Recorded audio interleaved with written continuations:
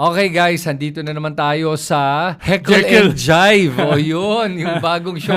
Sa second episode na to at ang dami na naman tayong pag-uusapan, Ronald. Kasi Dami. mukhang Oo. may culminating events na nangyayari ngayon Yes. laban sa mga Duterte. Oo nga, hindi lang dahil sabi ko nga kahapon ay very poetic yung araw kahapon. Mm. Poetic dahil simula na nung trial Yes. ni Digong, confirmation trial na papunta na do sa formal trial. Tapos kahapon din pinadala sa Justice Committee yung 4 na articles of impeachment ni nung kanyang anak, si Vice President Sara.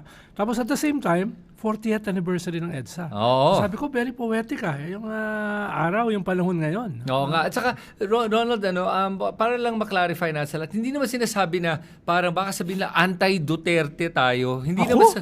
Oh, hindi. Well, ang punto ko lang naman kasi is tanggalin mo yung pangalan. Oo.